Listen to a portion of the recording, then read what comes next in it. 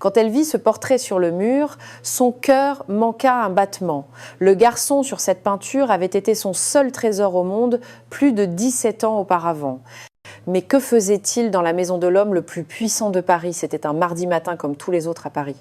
Hélène entrait par la porte de service de la somptueuse demeure située dans le 16e arrondissement, serrant son seau et ses chiffons habituels. Elle avait 26 ans mais se sentait parfois beaucoup plus vieille. La vie n'avait pas été tendre avec elle. Elle travaillait comme femme de ménage dans cette maison depuis près de 3 mois. Le propriétaire, Antoine Lefebvre, était un homme important dans la capitale. Il possédait plusieurs entreprises, était toujours occupé, toujours au téléphone. Pour Hélène, c'était très bien ainsi. Moins elle le voyait, mieux elle se portait. Il y avait quelque chose dans ses yeux froids qui la mettait mal à l'aise. La voix de la gouvernante principale, Madame Bernard, la fit sursauter. « Aujourd'hui, vous devez nettoyer le grand salon. Madame Rose est malade et quelqu'un doit le faire avant que Monsieur Lefebvre ne rentre ce soir. » Hélène hocha la tête. En 3 mois, elle n'était jamais entrée dans cette pièce. Seule la gouvernante principale avait la permission de la nettoyer. C'était la salle la plus importante de la demeure où Antoine recevait ses invités de marque. Elle entra avec précaution, presque sur la pointe des pieds. Le salon était magnifique, des sols en marbre poli, des meubles en bois sombre, des rideaux de velours bordeaux. Sur les murs recouverts de boiseries claires, plusieurs cadres dorés contenaient des paysages anciens. Hélène commença à épousseter, concentrée sur son travail. Ce fut en s'approchant du mur principal qu'elle le vit, un grand portrait entouré d'un cadre doré élaboré, représentant un garçon d'environ 13 ans aux cheveux châtains coiffés sur le côté, aux yeux clairs et intenses, vêtu d'un pull bleu par-dessus une chemise blanche. La peinture était magnifique, presque photographique dans sa précision, mais ce ne fut pas la beauté du portrait qui fit tomber le chiffon des mains d'Hélène, ce fut le visage du garçon. « Non, ce n'est pas possible », murmura-t-elle en portant une main à sa bouche. Son cœur battait si fort qu'elle pouvait l'entendre dans ses oreilles. Ses jambes tremblaient, elle s'approcha encore plus du tableau, les yeux emplis de larmes soudaines, ce visage, ses yeux, ce petit grain de beauté sur la joue gauche à peine visible. Thomas, le nom sortit de ses lèvres comme un souffle. C'était son frère, son grand frère, le garçon qui l'avait protégé, qui avait séché ses larmes, qui lui avait promis qu'il ne la laisserait jamais seule. Le garçon qu'on lui avait arraché 17 ans plus tôt, à l'orphelinat Sainte-Marie. Hélène n'avait que 9 ans en ce jour terrible. Thomas en avait 13. Un homme élégant était venu le chercher. Ils avaient dit qu'il serait adopté, qu'il aurait une vie merveilleuse. Thomas avait pleuré, s'était agrippé à elle, mais l'homme l'avait emmené.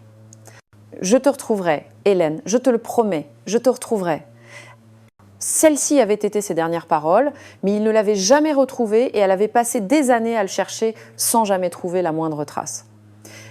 Et maintenant, son portrait était là, dans la maison de son employeur. Hélène ne comprenait pas comment c'était possible. Pourquoi Antoine Lefebvre avait-il un portrait de son frère dans le salon principal de sa demeure? Elle entendit des pas derrière elle, se retourna brusquement, le visage encore humide de larmes. Antoine Lefebvre se tenait sur le seuil dans son costume sombre parfaitement repassé. Il la regardait avec une expression qu'Hélène ne parvenait pas à déchiffrer. Surprise, peur, colère. « Monsieur », Hélène désigna le portrait d'une main tremblante. « Ce garçon, je le connais, monsieur. Ce garçon vivait avec moi à l'orphelinat, c'est mon frère. » Le visage d'Antoine devint de pierre. Pendant un long moment, il ne dit rien, puis d'une voix dangereusement calme, il prononça 4 mots qui allaient tout changer. « Retournez à votre travail, Hélène, immédiatement. Mais monsieur, vous ne comprenez pas. C'est Thomas, mon frère. Nous avons été séparés quand j'étais enfant. Où l'avez-vous connu? Où est-il maintenant, s'il vous plaît? Je dois savoir. » Yitz, Antoine fit un pas en avant. Ses yeux étaient comme de la glace. « Je ne veux plus entendre un seul mot à ce sujet. C'est clair? Retournez en cuisine, maintenant. » Mais, j'ai dit maintenant, sa voix résonna dans le salon.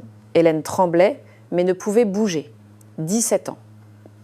17 ans passés à se demander ce qui était arrivé à son frère. Et maintenant, enfin, elle avait trouvé une piste. Elle ne pouvait pas laisser tomber, elle ne le pouvait pas. « S'il vous plaît, monsieur, murmura-t-elle, c'est la seule famille que j'ai. J'ai juste besoin de savoir s'il va bien, si vous tenez à votre travail, l'interrompit Antoine, vous oublierez avoir jamais vu ce portrait. Vous oublierez cette conversation et vous ne poserez plus jamais de questions. Jamais. Ai-je été claire? » Hélène regarda de nouveau le portrait. Les yeux de Thomas enfant la fixaient depuis le tableau. Elle pouvait presque entendre sa voix. Courage, Hélène. Sois forte. Elle baissa les yeux. Oui, monsieur. Bien.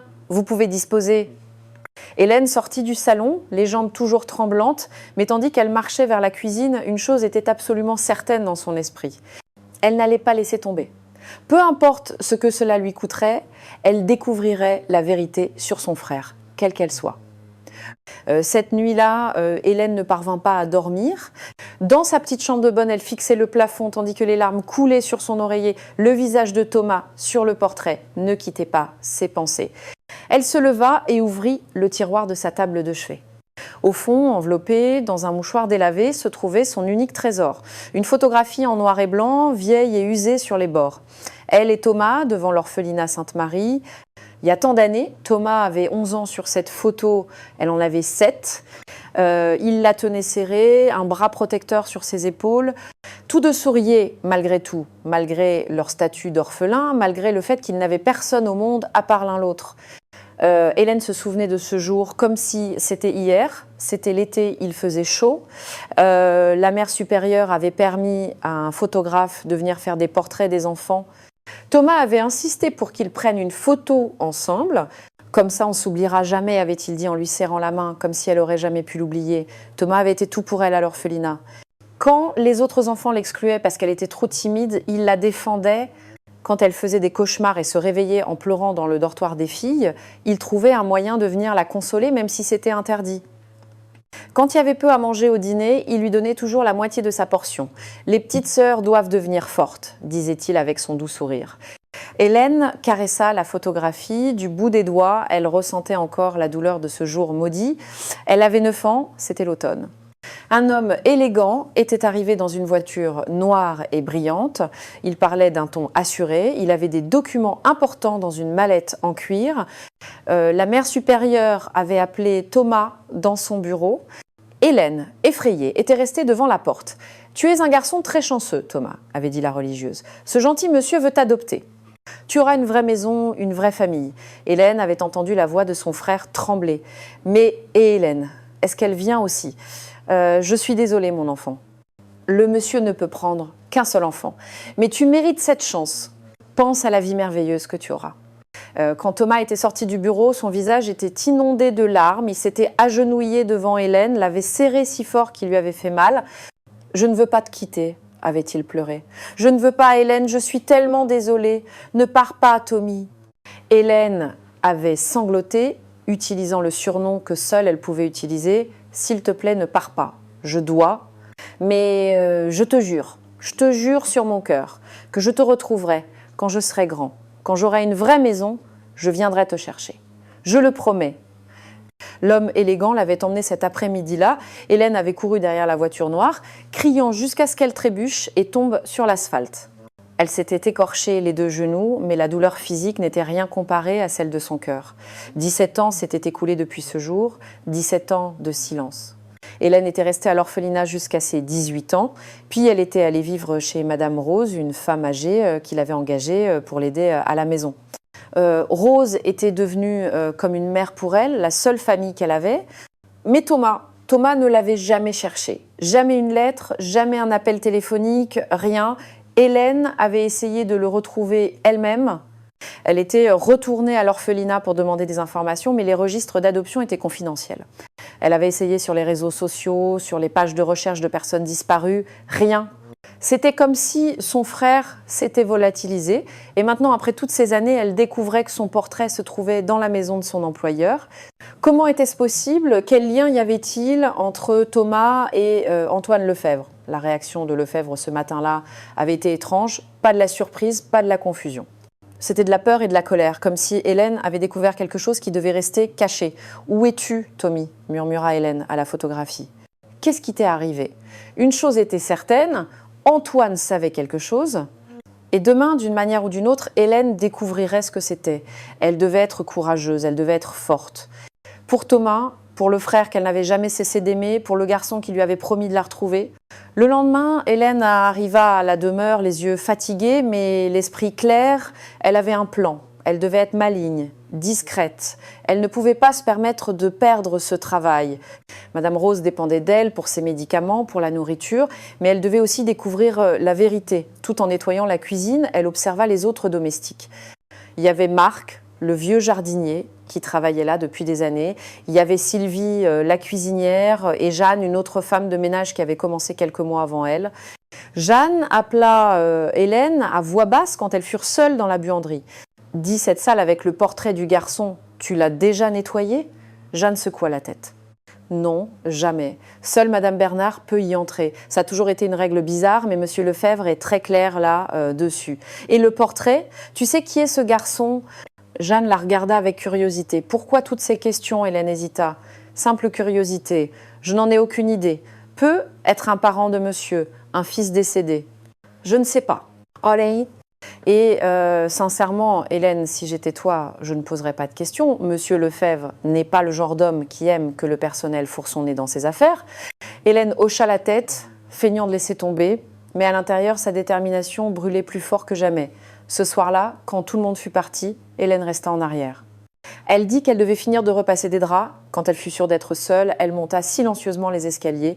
Elle devait revoir ce portrait, elle devait replonger son regard dans les yeux de son frère. Hélène marchait sur la pointe des pieds dans le couloir sombre. La demeure était silencieuse. Seul le tic-tac de l'horloge ancienne dans l'entrée rompait le silence. Son cœur battait la chamade alors qu'elle s'approchait de la porte du grand salon. Elle l'ouvrit doucement, entra et n'alluma qu'une petite lampe dans un coin. Elle ne voulait pas attirer l'attention.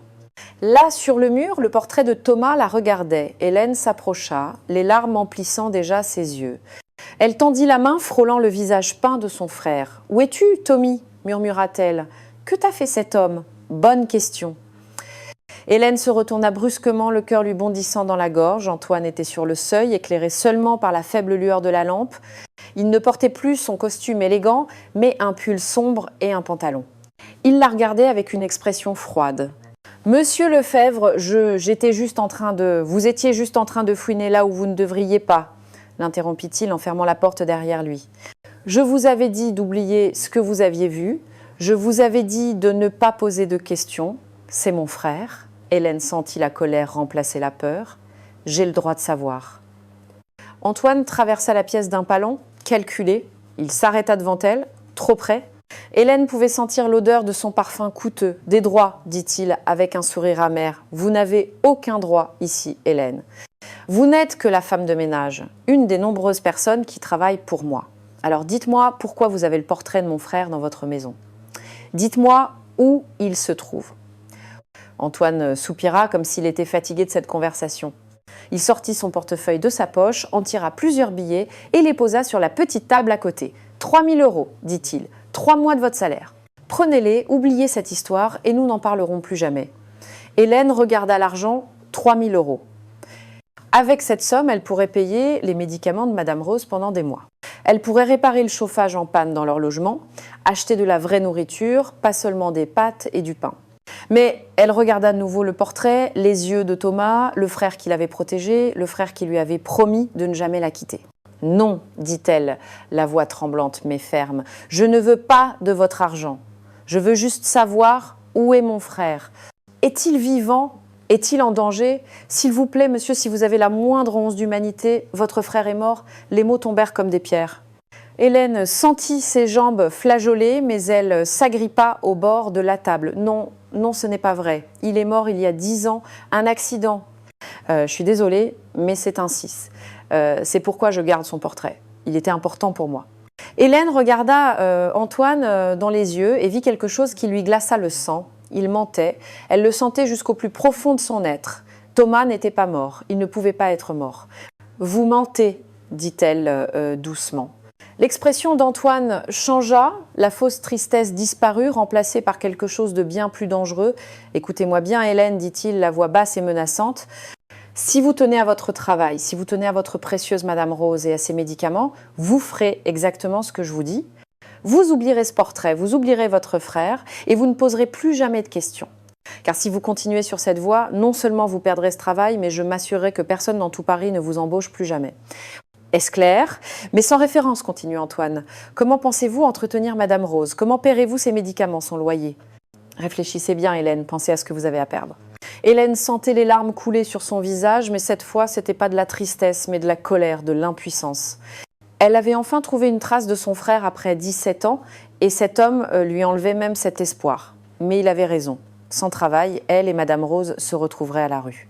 Elle ne pouvait pas se le permettre.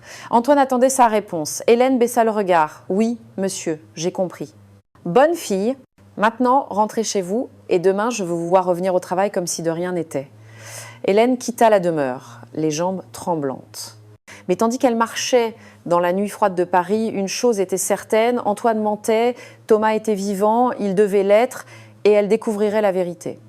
Peu importe le temps que cela prendrait, peu importe le danger, son frère avait besoin d'elle, et cette fois, elle ne l'abandonnerait pas. Les jours suivants furent un cauchemar pour Hélène. Elle travaillait en silence, évitait le regard d'Antoine, faisait semblant que rien ne s'était passé. Mais en elle brûlait une question, où pouvait être Thomas? Chaque moment libre, elle y pensait. Si Antoine mentait sur la mort de son frère, cela signifiait que Thomas était quelque part vivant, peut être en danger, peut être prisonnier. Cette pensée l'empêchait de dormir. Une semaine plus tard, alors qu'elle nettoyait le bureau d'Antoine, quelque chose d'inattendu se produisit. Elle passait le chiffon derrière une lourde bibliothèque en bois sombre quand elle entendit quelque chose tomber avec un tintement métallique. Elle s'agenouilla et regarda. Une petite clé en laiton, vieille et usée, avait glissé derrière la bibliothèque. Elle devait être coincée là depuis qui sait combien de temps. Hélène l'a pris avec des mains tremblantes. C'était pas une clé ordinaire. Elle avait une étiquette en papier jauni attachée avec une ficelle. Il était écrit à la main « Grenier, archives privées ». Le cœur d'Hélène s'accéléra. Des archives privées, il pourrait y avoir quelque chose là, quelque chose sur Thomas. Elle regarda l'horloge. Antoine était parti pour une réunion d'affaires et ne rentrerait pas avant le soir. Madame Bernard était allée faire des courses, les autres domestiques étaient dans les jardins. C'était le moment parfait. Hélène monta les escaliers jusqu'au dernier étage de la demeure. Au fond du couloir, il y avait une porte étroite qu'elle n'avait jamais remarquée auparavant. Elle essaya la clé dans la serrure. Un déclic. La porte s'ouvrit sur un escalier raide menant au grenier. Hélène monta, le cœur battant de plus en plus fort. Le grenier était sombre, poussiéreux, rempli de vieilles boîtes et de meubles recouverts de drap blanc. À la lumière de son téléphone, Hélène commença à chercher. Il y avait des boîtes partout, vieux livres, documents d'entreprise, photographies de personnes qu'elle ne connaissait pas. Puis, dans un coin, elle vit une boîte différente des autres. Elle était en métal avec un cadenas, mais le cadenas était ouvert, suspendu comme une décoration. Hélène ouvrit la boîte avec des mains tremblantes. À l'intérieur, il y avait des documents, beaucoup de documents. Et au-dessus de tous, une photographie qui lui coupa le souffle. Thomas, mais pas un enfant, un adolescent. Peut être 18 ou 19 ans, il se tenait devant un grand bâtiment avec des barreaux aux fenêtres. Il ne souriait pas. Ses yeux étaient tristes, effrayés. Hélène retourna la photo. Au dos, écrit au stylo « Clinique psychiatrique de Valverte, Lyon 2018 ». Une clinique psychiatrique. Thomas avait été dans une clinique psychiatrique. Les mains encore plus tremblantes, Hélène commença à lire les documents dans la boîte. Il y avait des certificats médicaux, des reçus de paiement, des lettres officielles. Un document en particulier lui glaça le sang. C'était un certificat d'internement daté de mai 2018. Nom du patient, Thomas Rossi. Tuteur légal ayant autorisé l'internement, Antoine Lefebvre. Hélène lut les mots imprimés, souffrant de troubles psychotiques graves. Le patient représente un danger pour lui-même et pour autrui. Internement pour une durée indéterminée requis. Non, non, non. Thomas n'était pas fou. Hélène le savait. Elle connaissait son frère, c'était le garçon le plus doux, le plus gentil du monde.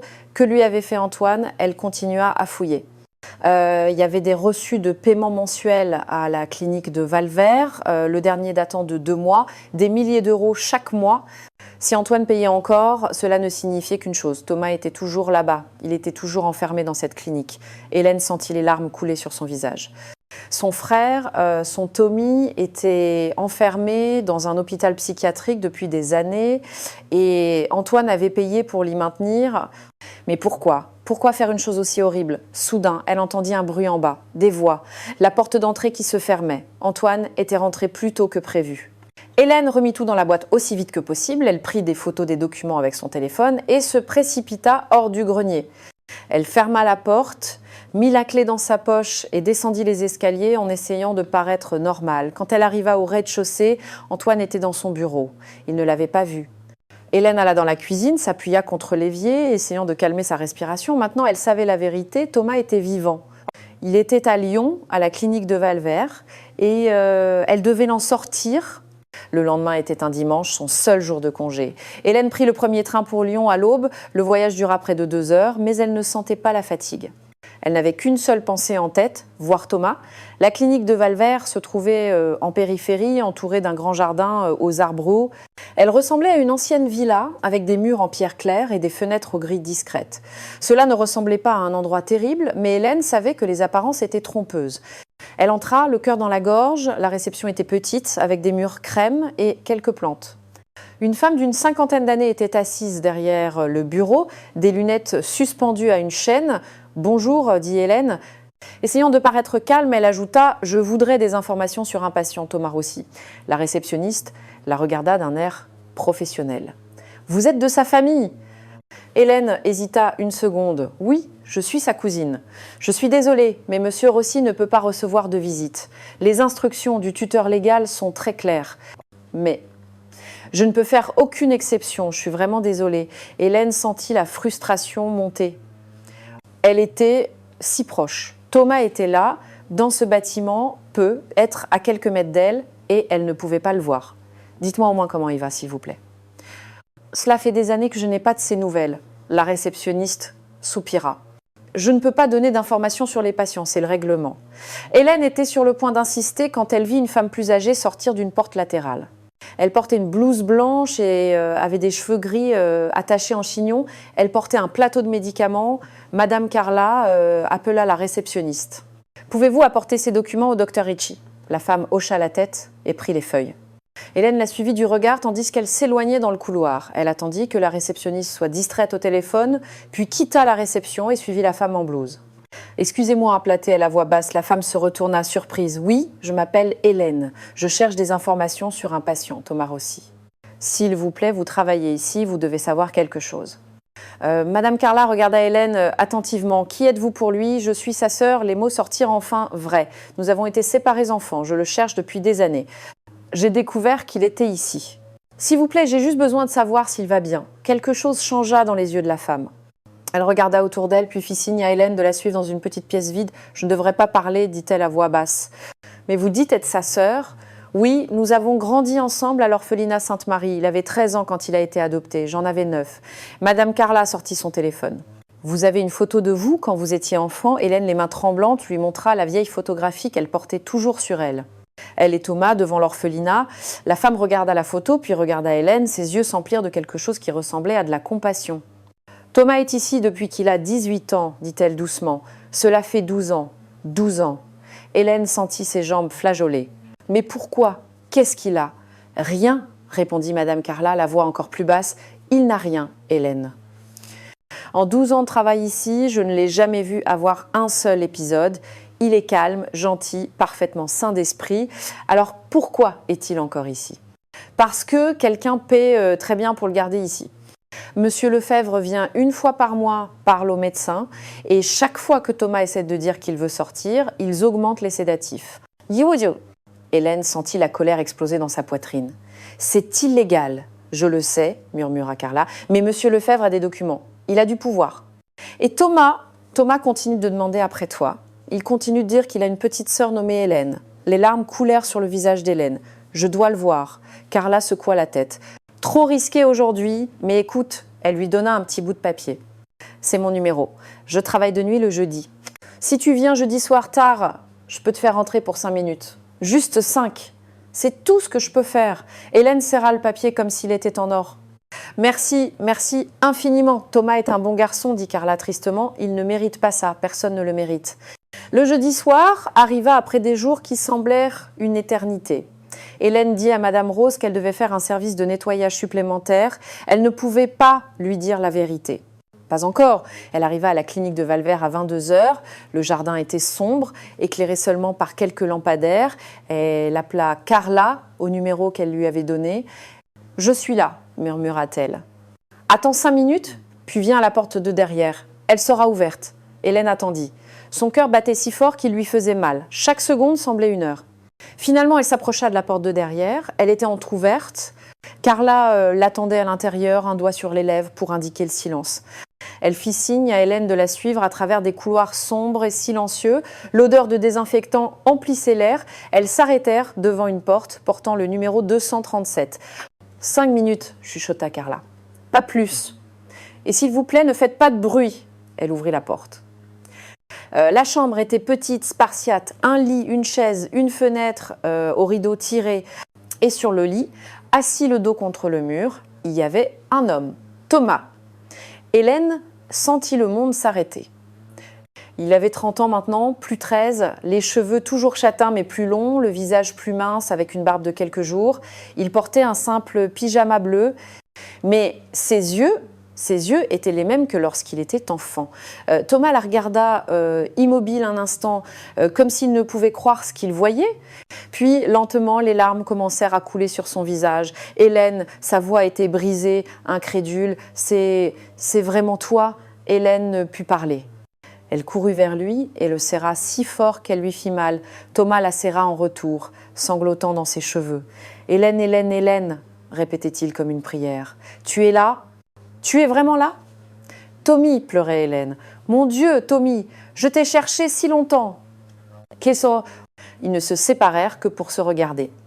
Thomas touchait le visage de sa sœur comme pour s'assurer qu'elle était réelle. « Tu as tellement grandi, dit-il, la voix pleine d'émerveillement et de douleur. La dernière fois que je t'ai vue, tu étais une enfant. Et tu as été ici pendant 12 ans, dit Hélène, la colère se mêlant à la douleur. Antoine t'a enfermé ici. Mais pourquoi, Tommy? Pourquoi t'a-t-il fait ça? Le visage de Thomas s'assombrit. Pour l'argent, pour tout. Hélène, il y a tant de choses que tu dois savoir. Nos parents étaient riches. Je sais, j'ai trouvé des documents chez lui. Thomas hocha la tête. Quand ils sont morts, j'étais le seul héritier. Antoine était un cousin éloigné de papa. Il est devenu mon tuteur. Au début, il semblait gentil. Il m'a emmené dans sa grande maison, m'a acheté de nouveaux vêtements. Mais ensuite, j'ai compris. Il voulait juste contrôler l'argent jusqu'à mes 18 ans. Et quand tu as eu 18 ans, j'ai tout hérité officiellement, des millions d'euros, des maisons, des entreprises.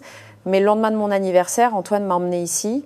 Il a dit au médecin que j'étais fou, que j'étais dangereux. Il a payé pour avoir de faux documents. Et depuis ce jour, je suis ici, sous sédatif, enfermée. Mais comment a-t-il pu faire une chose pareille? C'est illégal. Il a des avocats puissants, Hélène. Il a de l'argent. Et moi, je n'avais personne. Personne, sauf le souvenir d'une petite fille qui m'avait probablement oublié. Jamais, dit Hélène avec force, lui serrant les mains. Je ne t'ai jamais oublié, pas même une seconde. Comment m'as-tu trouvé? Je travaille pour lui, comme femme de ménage. J'ai vu ton portrait dans sa maison. Thomas ferma les yeux. Il a encore ce portrait. Le portrait qu'il a fait faire quand j'avais 13 ans. Oui, il est en bonne place dans son grand salon. Une larme coula sur le visage de Thomas, comme un trophée, comme un rappel de ce qu'il m'a volé. Je vais te sortir de là, jura Hélène.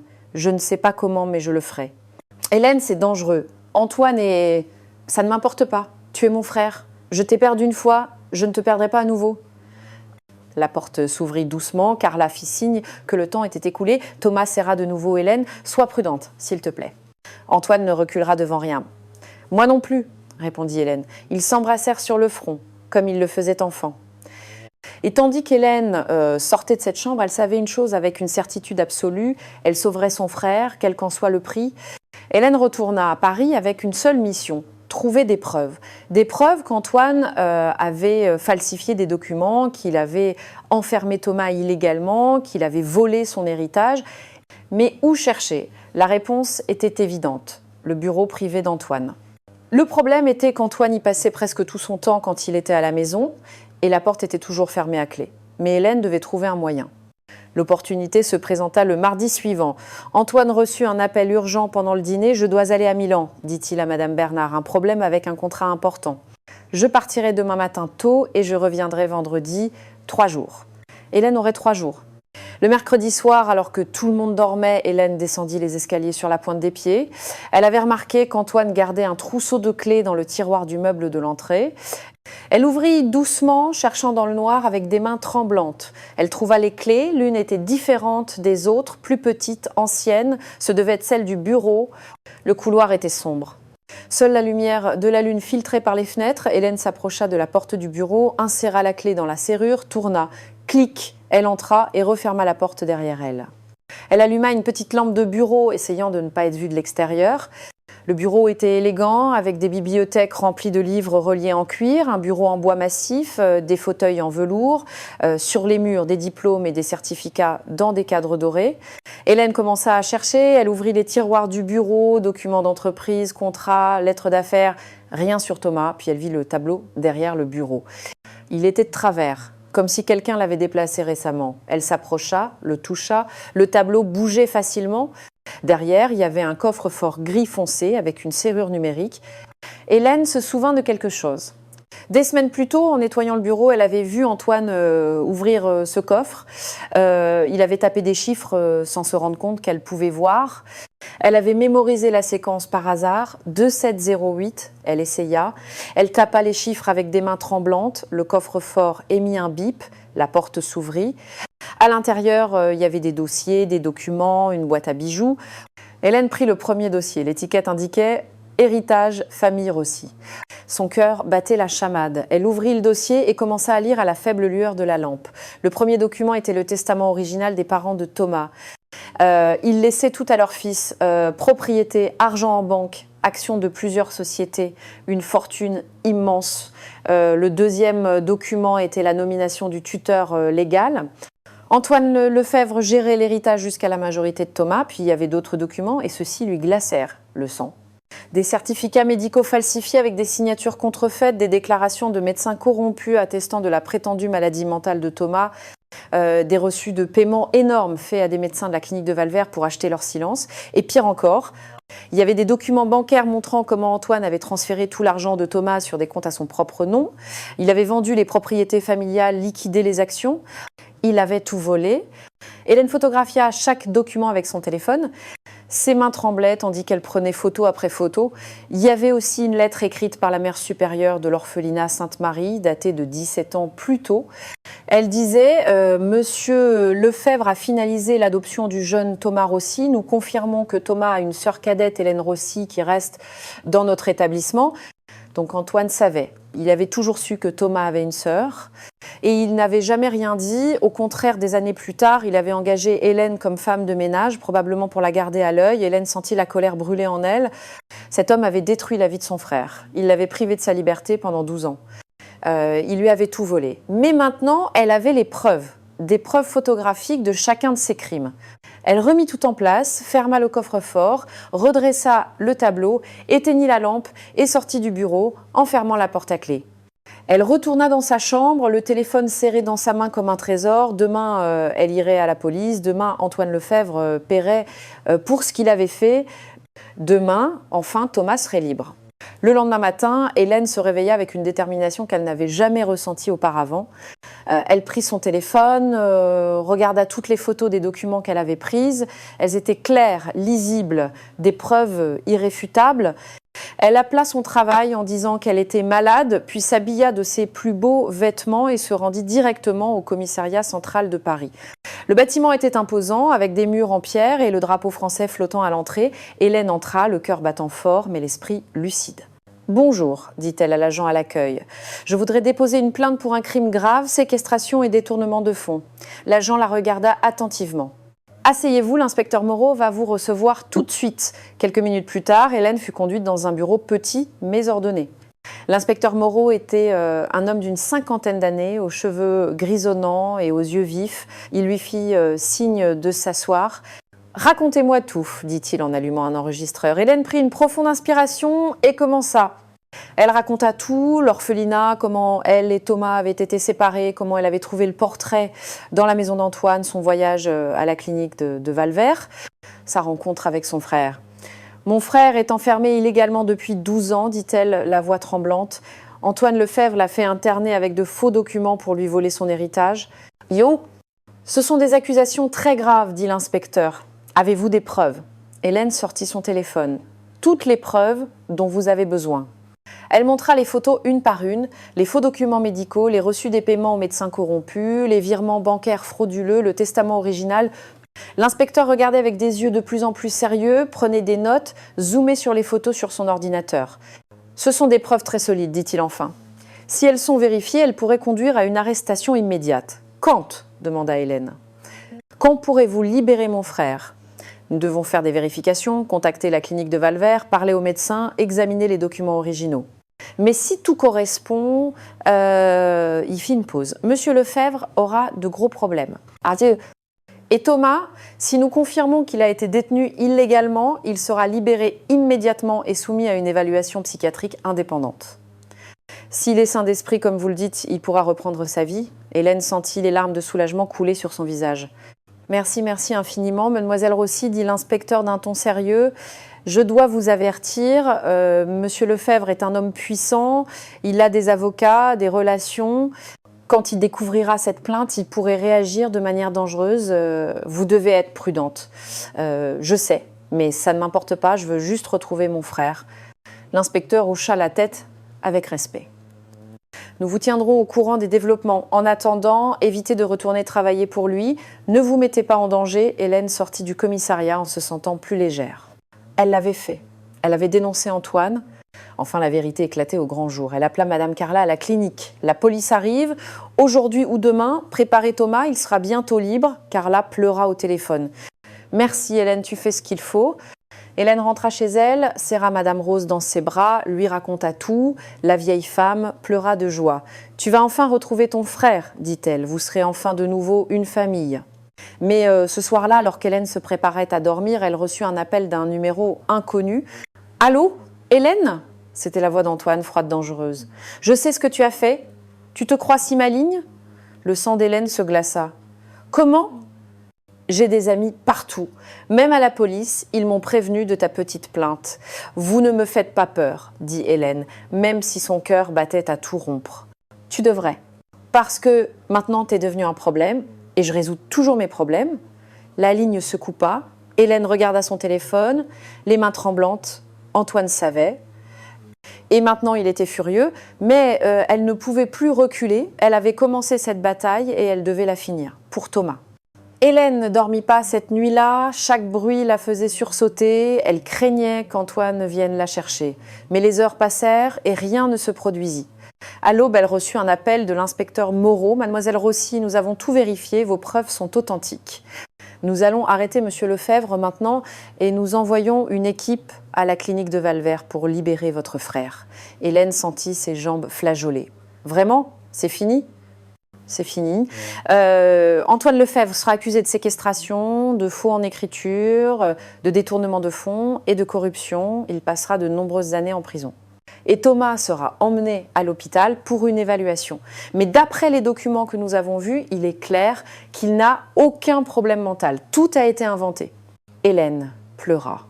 12 ans. 12 ans d'enfer pour son frère. Mais c'était enfin terminé. « Voulez-vous être présente quand nous le libérons ?» demanda l'inspecteur. « Oui, dit Hélène sans hésiter. Je veux être la première chose qu'il voit en sortant de cette prison. » 2 heures plus tard, Hélène se trouvait devant la clinique de Valvert. Il y avait 3 voitures de police. L'inspecteur Moreau lui fit signe d'attendre dehors pendant qu'ils entraient. Hélène faisait les 100 pas, le cœur battant si fort qu'il lui faisait mal. Carla sortit et la serra dans ses bras. « Merci, » murmura l'infirmière. « Merci d'avoir sauvé ce garçon. » Puis la porte s'ouvrit, Thomas sortit, accompagné de 2 agents. Il portait encore le pyjama de la clinique. Ses yeux étaient confus, comme s'il ne comprenait pas ce qui se passait. Puis il vit Hélène. Il s'arrêta, la regarda, et son visage s'illumina d'un sourire si grand, si plein de joie, qu'Hélène sentit son cœur exploser dans sa poitrine. Il courut vers elle, la souleva dans ses bras, la faisant tourner, riant et pleurant en même temps. « Je suis libre !» répétait-il. « Je suis libre ! C'est vrai, je ne rêve pas !» « C'est vrai, Tommy, tu es libre pour toujours. » Ils se serrèrent si fort, pleurant tous les deux, 17 ans de séparation, 12 ans de captivité, et enfin, ils étaient de nouveau ensemble. « Comment as-tu fait ?» demanda Thomas, le visage baigné de larmes. « J'ai trouvé les preuves. J'ai dénoncé Antoine, et maintenant c'est lui qui est enfermé, pas toi. » Thomas la regarda avec des yeux pleins d'admiration et d'amour. « Ma petite sœur, tu es devenue si forte. »« J'ai appris du meilleur, sourit Hélène. L'inspecteur Moreau s'approcha. Monsieur Rossi, nous devons vous emmener à l'hôpital pour une évaluation. C'est la procédure standard, mais je suis sûre que ce ne sera qu'une formalité. Hélène, tu viens avec moi ? Demanda Thomas, lui serrant toujours la main. Bien sûr, dit l'inspecteur. À l'hôpital, 3 psychiatres indépendants évaluèrent Thomas. Après des heures de tests, le verdict fut unanime. Il était complètement sain d'esprit. Il n'avait jamais eu de problème psychiatrique. Il avait été victime d'un crime horrible. Monsieur Rossi, dit le médecin-chef, vous êtes libre d'aller où vous voulez. Et je m'excuse au nom de toute la profession médicale pour ce qui vous a été fait. Thomas hocha la tête, trop ému pour parler. Ce soir-là, Hélène emmena Thomas chez Madame Rose. La vieille femme prépara un dîner simple mais plein d'amour. Les 3 s'assirent à la table de la petite cuisine, mangeant et parlant pendant des heures. Thomas racontait ses années à la clinique, Hélène racontait sa vie après l'orphelinat. Madame Rose pleurait de joie en voyant les 2 frères et sœurs enfin réunis. « Que vas-tu faire maintenant ?» demanda Hélène à Thomas. « D'abord, récupérer mon héritage. Les avocats m'ont dit que tout ce qu'Antoine a volé peut être restitué. Ça prendra du temps, mais c'est mon droit. » Et puis, Thomas regarda sa sœur avec des yeux doux. « Ensuite, je veux rattraper le temps perdu avec toi. Je veux vraiment te connaître. Je veux être le frère que je n'ai pas pu être pendant 17 ans. » Hélène lui prit la main. « Nous avons tout le temps du monde maintenant. »« Oui, » sourit Thomas. « Tout le temps du monde. » Dehors, la ville de Paris brillait dans la nuit et pour la première fois depuis de très nombreuses années, Hélène et Thomas se sentaient enfin chez eux, enfin en sécurité, enfin libres, enfin ensemble. 6 mois plus tard, Hélène marchait dans les rues de Paris, le soleil réchauffant son visage. Elle portait une nouvelle robe, simple mais jolie. Elle souriait en regardant les bâtiments anciens, les places pleines de vie. Tant de choses avaient changé en 6 mois. Antoine Lefebvre avait été condamné à 15 ans de prison. Les journaux avaient parlé du scandale pendant des semaines. L'homme d'affaires puissant qui avait enfermé un innocent pour lui voler sa fortune. Certains médecins corrompus de la clinique de Valvert avaient été arrêtés. D'autres avaient perdu leur licence. La justice avait enfin été rendue. Thomas avait récupéré son héritage après une longue bataille juridique, pas tout, car Antoine avait beaucoup dépensé au fil des ans, mais assez pour bien vivre et faire ce dont il avait toujours rêvé. Hélène arriva devant un bâtiment qu'elle connaissait bien, l'orphelinat Sainte-Marie, mais il semblait différent maintenant. Les murs avaient été repeints, il y avait de nouvelles fenêtres, le jardin était plein de fleurs colorées. Elle entra, la mère supérieure, plus âgée mais avec les mêmes yeux bienveillants, la serra dans ses bras. « Hélène, ma chère, Thomas t'attend dans le grand salon. » Hélène traversa les couloirs qui avaient marqué son enfance. Combien de larmes avait-elle versé dans ces pièces ? Combien de nuits avait-elle passé à prier pour revoir son frère ? Elle ouvrit la porte du salon. Thomas était là, entouré d'enfants. Il riait, jouait avec eux, racontait des histoires. Les enfants l'adoraient, l'appelaient Monsieur Tommy et s'accrochaient à ses jambes. Quand il vit Hélène, son visage s'illumina. « La voilà, les enfants ! C'est ma petite sœur Hélène. C'est elle, l'héroïne de cette histoire. » Les enfants coururent vers Hélène, la bombardant de questions. Elle rit, s'agenouilla pour les serrer dans ses bras. Thomas s'approcha d'elle. « Qu'en penses-tu ? C'est magnifique, Tommy. Tu as transformé cet endroit. Nous avons souffert ici, dit Thomas en regardant autour de lui. Mais je veux que ces enfants aient des souvenirs différents. Je veux que ce soit un lieu d'espoir, pas de tristesse. » Thomas avait utilisé une partie de son héritage pour rénover entièrement l'orphelinat. Nouvelle chambre, nouveaux jeux, meilleurs enseignants. Il avait créé une fondation pour aider les enfants orphelins dans toute la France. Et il y a autre chose, dit Thomas en lui prenant la main. Viens. Il l'emmena dans une nouvelle pièce.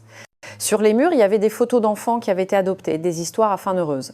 Et au centre de la pièce, une grande photo. Lui et Hélène, enfants devant l'orphelinat, sous la photo une plaque en laiton en mémoire de tous les frères et sœurs séparés, puissent-ils toujours se retrouver. Hélène sentit les larmes couler. Thomas la serra dans ses bras. « Nous avons eu de la chance, dit-il. Nous nous sommes retrouvés, mais combien d'autres frères et sœurs sont là, séparés, se cherchant. Je veux les aider. Je veux que les familles restent unies. » C'est magnifique, Tommy. Et toi, comment va ton nouveau travail ? Hélène sourit. Elle avait quitté son travail de femme de ménage. Maintenant, elle étudiait l'assistance sociale à l'université. Elle voulait aider d'autres enfants comme eux. C'est parfait. C'est exactement ce que je veux faire. Madame Rose allait bien. Avec l'aide de Thomas, elle avait tous les soins dont elle avait besoin. Elle vivait dans une petite maison confortable avec un jardin plein de roses. Hélène et Thomas avaient trouvé un appartement ensemble. Chaque matin, ils prenaient le petit déjeuner ensemble. Chaque soir, ils parlaient pendant des heures, rattrapant tout le temps perdu. « Tu sais ce qui me rend le plus heureux, dit Thomas en regardant les enfants jouer. Quoi? C'est que malgré tout ce qu'on nous a fait, malgré les années volées, nous sommes toujours là, ensemble. Et nous sommes heureux. Hélène posa sa tête sur l'épaule de son frère. Nous avons survécu, plus que survécu, nous avons gagné.